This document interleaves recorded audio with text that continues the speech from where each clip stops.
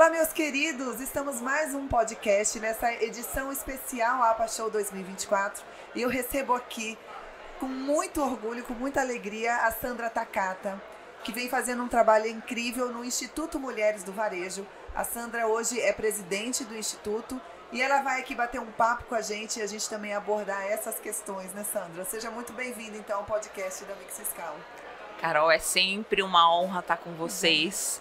A gente gravou aqui o ano passado e a gente sempre está assim promovendo, porque é sempre um bate-papo com muito conteúdo, muito relevante estar aqui com vocês. Então, assim, a gente agradece, gratidão mesmo por estar aqui com a gente, né? Você também faz parte, Faço parte e é integrante instituto. E do Instituto, enfim.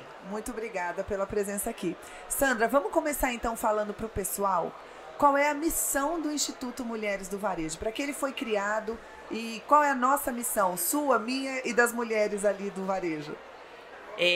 O nosso propósito é justamente transformar o ambiente no ambiente em que nós mulheres possamos ter nossas escolhas. Afinal de contas, somos voluntárias para criar cidadãos saudáveis. E, no entanto, nem a gravidez, muitas vezes no mundo corporativo, a gente pode escolher o timing, certo? Né? A gente tem aí muitas histórias de mulheres que deixaram para engravidar depois dos 40 e não conseguiram.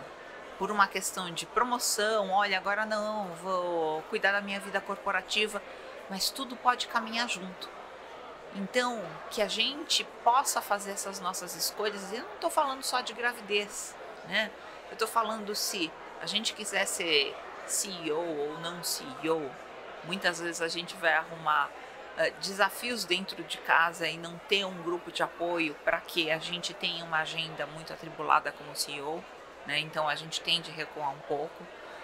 Que essa pergunta ela seja feita, que as nossas escolhas possam ser feitas. Então, o objetivo do Instituto é justamente fazer com que a gente se reúna, que a gente troque ideias, que a gente conscientize as empresas, que elas se preparem com esse ambiente. Porque você imagina, a gente já descobriu conversando que uma empresa, há mais ou menos 7 anos, quando uma mulher engravidava, ela era tirada do centro de custo. Quando ela voltava, ela precisava implorar para o chefe, enfim, para que ela voltasse naquele departamento ou ela teria de se encaixar em outro. Você imagina a cabeça de uma mulher engravidando, logo que ela sabe dessa notícia, ela passa a já prever um futuro que ela vai ter que correr atrás ou ficar sem emprego. Então, essa pressão, que eu acho que é um dos grandes desafios, principalmente a maternidade, né? Eu acho que é um entrave ainda no mundo corporativo, que a gente tem cuidado muito. Fora isso, assim, o objetivo do Instituto é fazer com que a gente se ajude como CPF lá dentro. Que uma mulher dê a mão para que outra suba, né? A gente teve muitos layoffs nos últimos anos. Uma ajudou a outra a fazer o currículo. Você imagina que depois de 17 anos numa empresa, você nem sabe mais o seu caminho. Você não sabe fazer um currículo mais. Então, uma ajudou a outra a fazer o currículo. Olha, eu indico você para outra e isso tem acontecido. Qual fornecedor eu preciso? Você já teve experiência nisso? Então, a gente troca muito. Esse é o objetivo do Instituto. Que uma ajude a outra lá dentro. A gente pode dizer, então, que o Instituto do Varejo hoje, a gente tem o intuito de trazer voz das mulheres para o mundo e que a gente tem um recado, que a gente pode ser o nosso próprio arquiteta, né? Construir a nossa história, Carol. Construir os nossos desejos, as nossas vontades e que uma apoie a outra para que o mundo escute a nossa voz. É um pouco disso. É isso. E eu não estou falando porque muitas vezes a gente ouve, né, que quando uma mulher ela fala um pouco mais alto, ela é histérica, né? Muitas vezes a gente ouve isso na gestão. Mas o que eu digo é que a gente use a nossa feminilidade, o nosso jeito de ser, que são muitos atributos importantes e a gente não está falando de tirar o lugar dos homens, mas sim fazer juntos, né? Então, essa voz é importante para que a gente também não tenha síndrome de impostora, que sabe que a gente tem, né? Então, a gente acha muitas vezes que a gente não é capaz, a gente arrisca menos que os homens. Isso é importante para a gente. Então, a gente está sempre conscientizando, trocando, sabe, essas ideias para que essas vozes realmente elas se sobressaiam, elas sejam ouvidas, né, que elas façam parte desse mundo corporativo que é muito masculino, principalmente no varejo, né? Demais, né? Demais. O varejo era machista, não é mais, né? Que já está agora entendendo a força da mulher, a competência da mulher, né, Sandra? Até porque, assim, Carol, você começa a ver que realmente há resultados. Quando a gente trabalha juntos, a gente consegue aí, então, ter um lucro maior. E quando começa a mexer no bolso, puxa, não tem outro argumento. É isso que você falou, tem resultados. E os números estão falando, né? Sim. Os números estão falando e está todo mundo vendo. Você imagina, por exemplo, que antigamente empresas de sapatos aí femininos eram comandados por homens, tá? Então você fala assim, não, mas a nossa gerente de marketing é mulher, enfim. Mas se a diretoria quiser falar assim, não, isso aqui não, acaba com essa campanha que tá horrível. Mas espera aí, você não é um homem para calçar um salto alto, né? Eu sempre falo assim, mulheres que calçam 33 têm muito problema, porque tem que calçar o sapato de criança. E quem usa mais de 40 também tem que ver o sapato masculino, porque não tem, né? E a gente hoje... as mulheres hoje estão muito altas, né? Uma geração muito alta que eu calça. Eu sou a prova disso, né? Você é a prova disso, cara. Então, assim, são perfis que só, na verdade, quem usa aquilo é que sabe. Então, tem de ter essa mistura, né? Como eu falo, das raças, religiões, a mesma coisa, sabe? Eu tenho um case muito legal de uma pizzaria em São Paulo que se chama Centenário, que é a Babbo Giovanni, e disseram que quando o Babbo, né, veio para cá, da Itália para cá, ele começou a fazer então as massas das pizzas que iam naquelas marmitas redondas. Só que a massa ela era feita com banha de porco na época. E os judeus não compravam e ele não entendia por quê. Depois é que ele começou a perceber que os judeus não podiam comer realmente nada feito com porco. E o que ele começou então a voltar para a cozinha e começou a usar o óleo vegetal. E ele dobrou o faturamento das marmitas, que eram as pizzas dentro das marmitas naquela época, né? Para os operários, para quem estava na agricultura e tudo mais. Então, quando eu falo que você tem um mix de raças, de gênero, né? A gente consegue faturar mais, não tem outra saída. Tem um detalhe também, né? As mulheres são as maiores consumidoras, né? Então, quem é que vai lá ao supermercado, por exemplo? 80% das mulheres, 70%, 80% das mulheres são as shoppers. Eu tô excluída aí desse número. Você acredita que na minha casa quem faz supermercado é meu marido? A gente divide lá em casa. Eu tô cuidando sempre da tributação do meu cliente pro meu marido ir lá comprar, certo? Mas é engraçado isso. Você concorda comigo que dentro de uma casa... mas a gente que sabe, né? Quem monta a lista do que precisa, né? Quem sabe que precisa o produto de limpeza que melhor limpa, o melhor ingrediente para cozinhar, a gestão ali de se tá faltando isso, tá faltando aquilo, normalmente é a mulher. E a gente também compra para os filhos, compra para casa, decoração, móvel, enfim. Né? A nossa mente fica toda hora, na verdade, muito cheia. Inclusive, Sandra, você sabia que as mulheres pagam mais impostos do que os homens? É mesmo? É mesmo, porque nós consumimos mais e pagamos mais impostos do que os homens. Existe, depois eu vou te mandar um estudo sobre isso aí. Puxa vida, vamos dividir lá no grupo. Não, vamos dividir e contar isso para as mulheres também, E sabe? muitas vezes as mulheres ganham menos, mas pagam mais impostos, né? E também é mais caro para uma mulher ir trabalhar do que para um homem. A mulher tem que arrumar cabelo. Sim. A mulher não. Normalmente a mulher não tá. Não aceita o cabelo grisalho. Agora tá na moda. Sim. Mas a mulher gasta muito mais roupa, com muito mais acessórios, com muito mais. Com maquiagem, né? Sim. E eu falo, normalmente agora o dress code, né? Principalmente dos CEOs, é uma camiseta básica, né? E uma calça jeans ou uma outra tipo de calça. Mas, assim, é o armário da Mônica, né, do vestidinho vermelho. Então, fica muito mais fácil.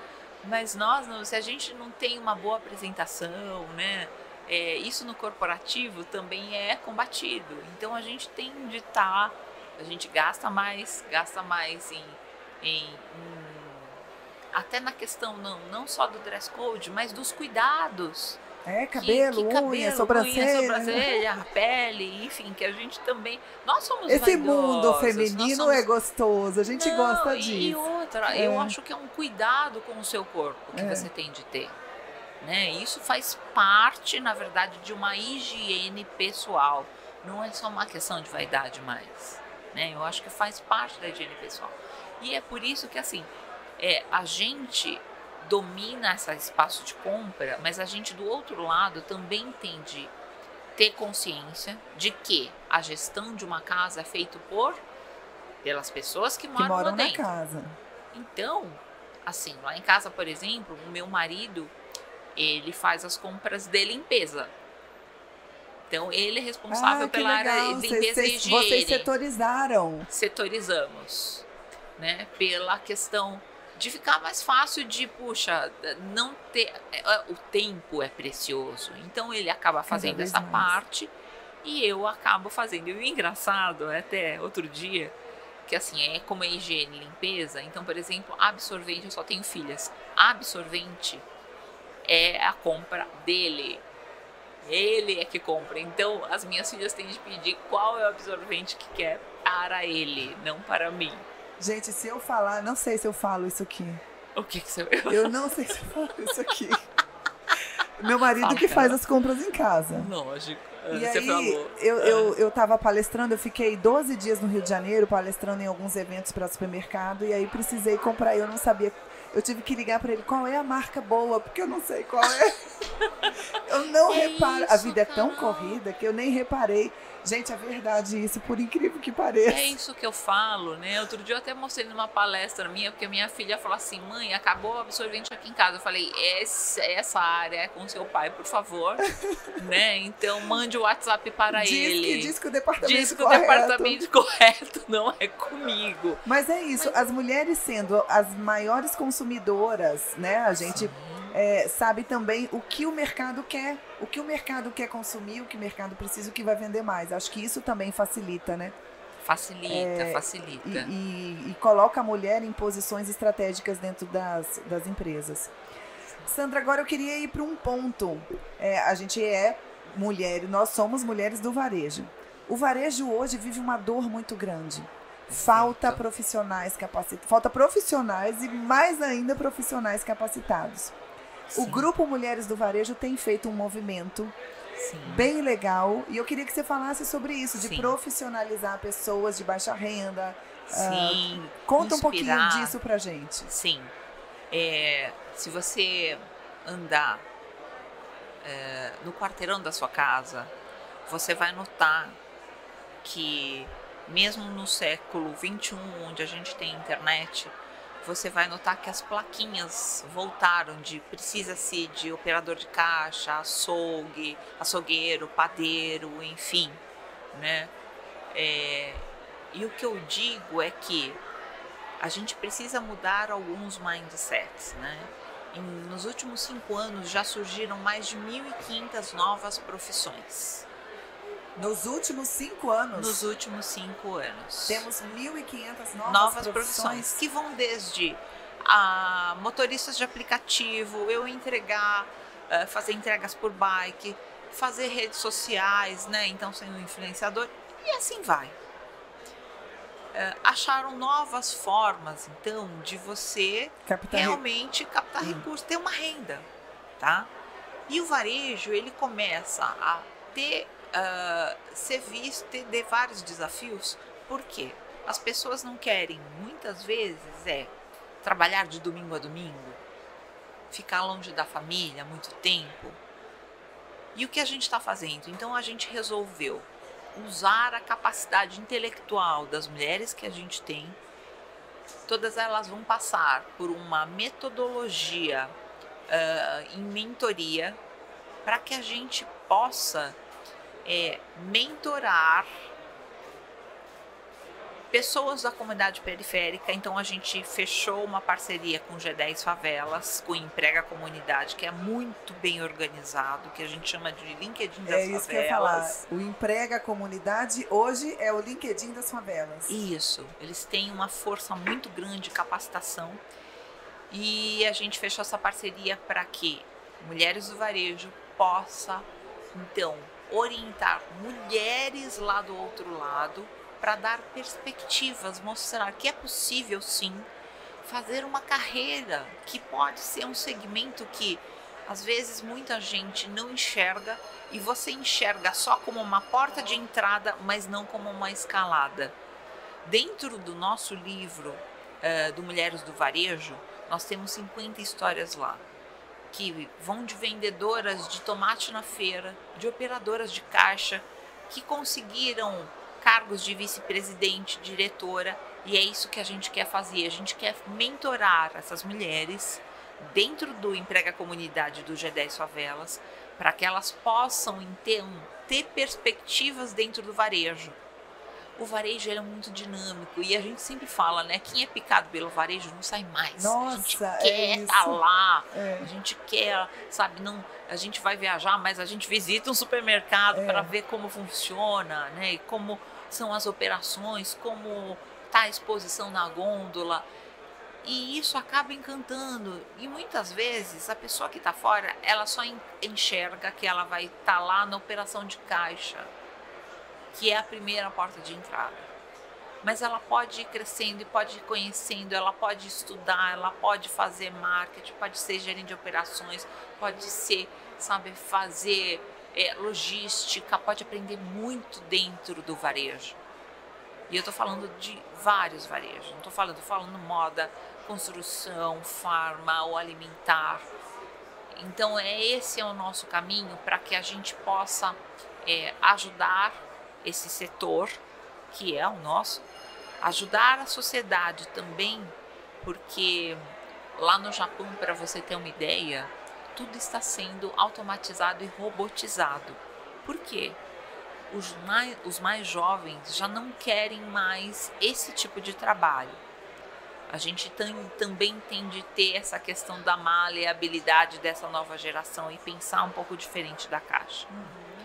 Eu até perguntei para uma executiva, né, que tem que se chama, tem um órgão japonês que cuida de negociações daqui do Brasil para o Japão e assim e vice-versa. E eu perguntei como funciona lá no Japão, como é o varejo. Falou, uma das premissas é que você não pode usar o celular. Ok, várias empresas até aqui no Brasil, né, praticam essa regra também. Também, né, para a pessoa não ficar ocupada. Você sabe que a gente fica ocupado o tempo inteiro com a tela. Segunda premissa é que você não pode conversar com o colega de trabalho, porque você foi contratado para atender o cliente. E eu disse para ela assim, isso jamais funcionaria aqui. Jamais, porque a gente gosta de conversar, a gente tá lá, né? E assim, a filosofia nossa é trabalhar em conjunto, em time, né? Isso. E aí eu falei para ela, não ia funcionar aqui. Ela disse, e por que você acha que a gente também não tem o jovem trabalhando lá?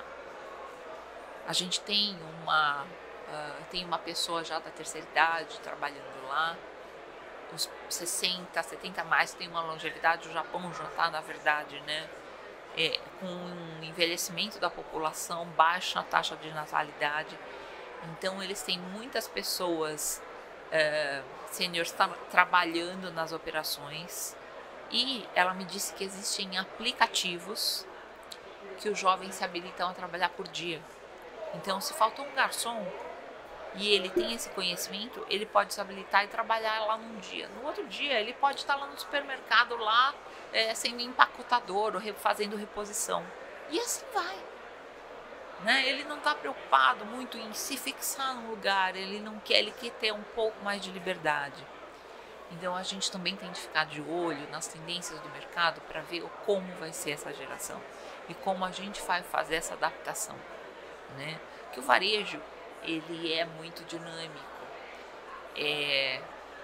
Por exemplo, o varejo farma, ele tem de ficar aberto, né, o tempo inteiro. A gente precisa de um medicamento. O alimentar, ele precisa talvez se reinventar de alguma forma para também poder reter esses talentos.